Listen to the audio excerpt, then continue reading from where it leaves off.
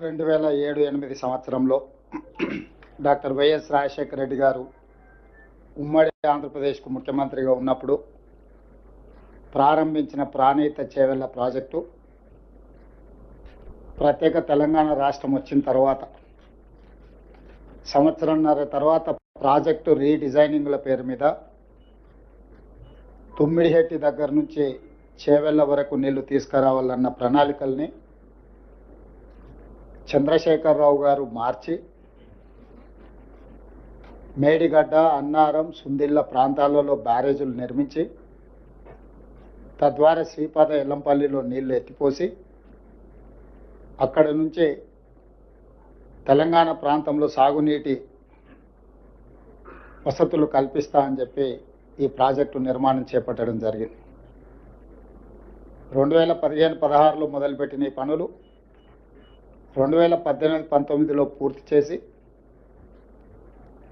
ప్రజలకు అందుబాటులోకి తీసుకొచ్చినని చెప్పి ఆనాటి ప్రభుత్వం చంద్రశేఖరరావు గారు చెప్పడం జరిగింది.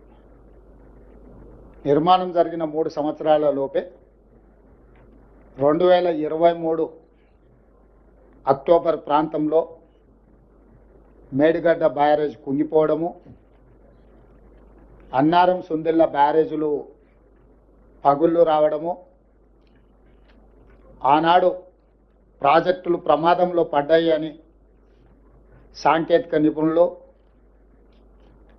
నేషనల్ డ్యామ్ సేఫ్టీ అథారిటీతో సహా కేంద్ర ప్రభుత్వ రంగ సంస్థలు గుర్తించి వాటి మీద విచారణ చేసి ఆ విచారణ సందర్భంగా ప్రణాళికల లోపం, నిర్మాణ లోపం, నిర్వహణలో లోపం, డిజైనింగ్, కన్స్ట్రక్షన్, ఆపరేషన్ అండ్ మెయింటెనెన్స్లో లోపాలు ఉన్నాయి. దీని మీద పూర్తి స్థాయిలో విచారణ జరగాలని ఆనాడు రాష్ట్ర ప్రభుత్వానికి చంద్రశేఖరరావు గారు ముఖ్యమంత్రిగా ఉన్నప్పుడే నివేదికలు ఇవ్వడం జరిగింది. ఆ సందర్భంలో పిసిసి అధ్యక్షుడిగా నేను, శ్రీ రాహుల్ గాంధీ గారు మేడిగడ్డ బ్యారేజ్ను సందర్శించి మా కాంగ్రెస్ పార్టీ నాయకులు ఆనాడు బట్టి విక్రమార్క గారు, శ్రీధర్ బాబు గారు, ఉత్తమ్ కుమార్ రెడ్డి గారు ఈ ప్రాజెక్టులను పర్యటనలు చేపట్టి ఇందులో లోపభూయిష్టమైన నిర్ణయాలు, అవినీతి, ఆశ్రిత పక్షపాతము, నిర్లక్ష్య వైఖరి, ఎన్నో లోపాలతో కూడుకున్న నిర్ణయాల వల్ల ఈరోజు దాదాపుగా 1,00,000 కోట్ల రూపాయలు పెట్టి నిర్మించిన కాళేశ్వరం ప్రాజెక్టు పూర్తిగా కూలిపోవడం, దీని మీద విచారణకు ఆదేశిస్తాం ప్రభుత్వం అధికారంలోకి రాగానే అని చెప్పడం జరిగింది. ఎన్నికల మేనిఫెస్టోలో కూడా ఈ విషయం స్పష్టంగా జ్యుడిషియల్ ఎంక్వైరీ చేస్తామని ఆనాడు మేనిఫెస్టో కమిటీ చైర్మన్గా శ్రీధర్ బాబు గారి నేతృత్వంలో కాంగ్రెస్ పార్టీ తెలంగాణ ప్రజలకు మాట ఇవ్వడం జరిగింది. ఆ మాట ప్రకారము 14/3/2024 నాడు జ్యుడిషియల్ కమిషన్ ఎంక్వైరీ చైర్పర్సన్గా పిసి ఘోష్ వారు ఆంధ్రప్రదేశ్ ఉమ్మడి చీఫ్ జస్టిస్గా, సుప్రీంకోర్టు జడ్జిగా మొదటి లోక్పాల్కి వారే బాధ్యత వహించి ఈ దేశంలోనే న్యాయ నిపుణుడిగా, జ్యుడిషియల్ సిస్టంలో అపారమైన అనుభవం ఉన్న వ్యక్తిగా పేరు ఉన్న పిసి ఘోష్ గారిని ఈ కమిషన్ చైర్పర్సన్గా తెలంగాణ రాష్ట్ర ప్రభుత్వం నియమించింది. అక్కడి నుంచి దాదాపుగా 16 నెలలు ఘోష్ కమిషన్ నాటి మాజీ ముఖ్యమంత్రిని, సాగునీటి పారుదల శాఖ మంత్రిని, ఆర్థిక మంత్రిని, ఐఏఎస్ అధికారులను, ఇంజనీరింగ్ అధికారులను, నిర్మాణంలో పాల్గొన్న నిర్మాణ సంస్థల్ని, ప్రజా సంఘాలను, పాత్రికేయ మిత్రులను, ప్రజలు ఎవరైనా ఈ ఓపెన్ విచారణకి ఎవరైనా వచ్చి తమ అభిప్రాయాన్ని చెప్పొచ్చని అందరి నుంచి సమాచారాన్ని సేకరించిన సమాచారం ప్రకారం చంద్రశేఖరరావు గారిని, హరీష్ రావు గారిని, ఈటెల రాజేందర్ గారిని నోటీస్ ఇచ్చి పిలవడం ద్వారా వారిని ప్రశ్నించి వారి ప్రశ్నలకు వాళ్ళు వివరణ ఇచ్చుకోవడానికి, వాళ్ళు తీసుకున్న నిర్ణయాలకు గల కారణాలను, వారు అందించిన సమాచారాన్ని అన్నిటిని కూడా వారు విశ్లేషించడం జరిగింది. విశ్లేషించిన తర్వాత 16 నెలల తర్వాత మొన్న 31 తారీఖు నాడు 665 పేజీల సుదీర్ఘమైన నివేదికను తెలంగాణ రాష్ట్ర ప్రభుత్వానికి పీసీ ఘోష్ కమిషన్ అందించడం జరిగింది. ఆ నివేదికను పూర్తి స్థాయిలో విశ్లేషించి సంక్షిప్తంగా ఒక నివేదిక ఇవ్వడానికి irrigation secretary, law secretary, GID సెక్రటరీతో 3 అధికారులతో ఒక కమిటీని నియమించి ఆ కమిటీ నివేదికను మంత్రివర్గ సమావేశంలో మంత్రులందరూ కూడా వివరించడం జరిగింది. ఇదే కాకుండా 665 పేజీల కమిషన్ నివేదికను ఈరోజు మంత్రివర్గంలో ప్రవేశపెట్టి దాన్ని మంత్రివర్గ ఆమోదం కూడా చేయడం జరిగింది.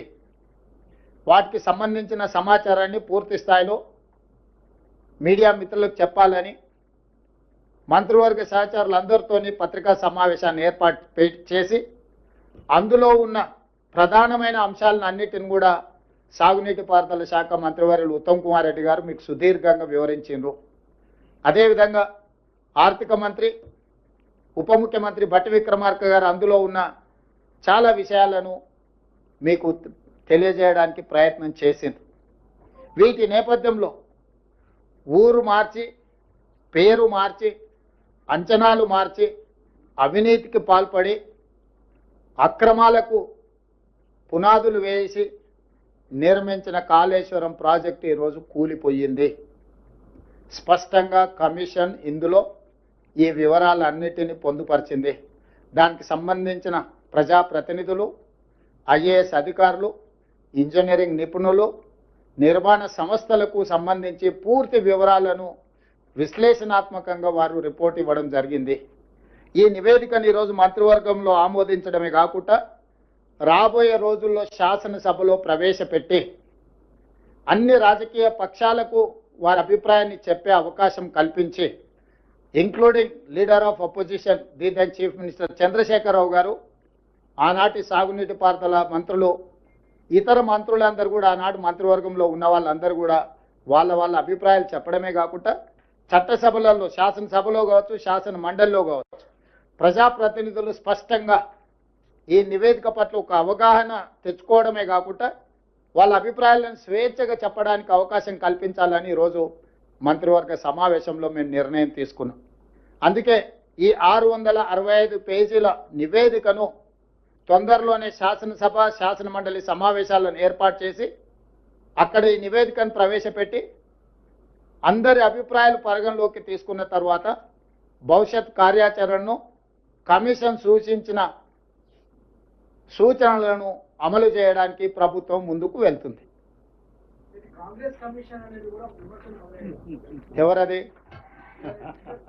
అవునా, న్యాచురల్ కదా, వాళ్ళు అదే విధంగా మాట్లాడతారు కదా, వేరే రకంగా ఎందుకు మాట్లాడతారు? ఒకవేళ అదే అయితే ఆ కమిషన్ ముందుకెళ్ళి వాళ్ళు ఎందుకు సమాచారం ఇచ్చిండ్రు, వాళ్ళు ఎందుకు వాదనలు వినిపించిండ్రు? తమకు అనుకూలంగా ఉంటే ఒక రకంగా, తమ తప్పులను ప్రశ్నిస్తే ఇంకొక రకంగా మాట్లాడడం అనేది మొదటి నుంచి వాళ్ళకున్న అలవాటు. ఈరోజు మేము కమిషన్ని వాళ్ళు తప్పుపడుతుండ్రు. ఇంతకుముందు భట్టి విక్రమార్క గారు స్పష్టంగా చెప్పారు, ఇది ఒక రాజకీయ పార్టీ నివేదికను, రాష్ట్ర ప్రభుత్వ నివేదిక కాదు, independent judicial enquiry report headed by Pinaki Chandra Ghosh, eminent personality. He headed as a Supreme Court judge, Lokpal chairperson.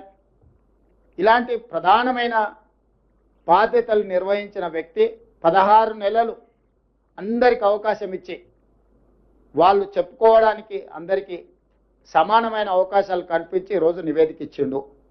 కాబట్టి ఆ నివేదిక మీద ఇంకా ఎవరు ఏ రకంగా మాట్లాడతారు, ఏ రకంగా విశ్లేషణ ఇస్తారు అనేది వాళ్ళ విజ్ఞతకే నేను వదిలేస్తున్నా.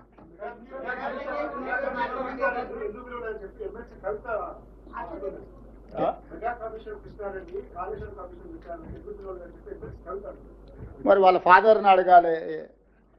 ఎందుకనంటే ఎవరికి ఏం మర్చి పెట్టిండో వాళ్ళ ఫాదర్కి తెలుసు కదా. లేకపోతే వారే వెళ్ళి ఘోష్ గారికి నివేదిక ఇచ్చేది ఉండే, ఇంకో ఇందులో మా ఫాదర్తో వీళ్ళందరూ కుమ్ముక్కై ఉన్నారు, మా బావ హరీష్ రావు గారు వీళ్ళతో కమిషన్లు పొందిండు, వీళ్ళందరూ తోడు దొంగలు గూడు పుటాన్ని చేసిందని కవిత గారు ఘోష్ కమిటీకి ఒక కంప్లైంట్ ఇచ్చినుంటే ఖచ్చితంగా పిలిచి ఉండేవాళ్ళు. ఇప్పుడు కమిషన్ నివేదిక ఇచ్చిన తర్వాత ఎవరిని ప్రశ్నిస్తుంది? ఒకవేళ ఘోష్ గారిని ప్రశ్నించాలంటే వారు కలకత్తాలో ఉంటారు, కవిత గారు కలకత్తాకి వెళ్ళి ప్రశ్నలు వేయొచ్చు.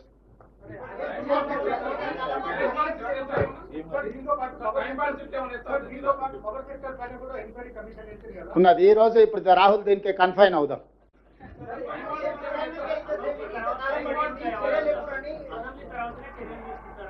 అసెంబ్లీలో చర్చలు చేసిన తర్వాత చర్చల సారాంశం ప్రకారం భవిష్యత్ కార్యాచరణ ఉంటుంది.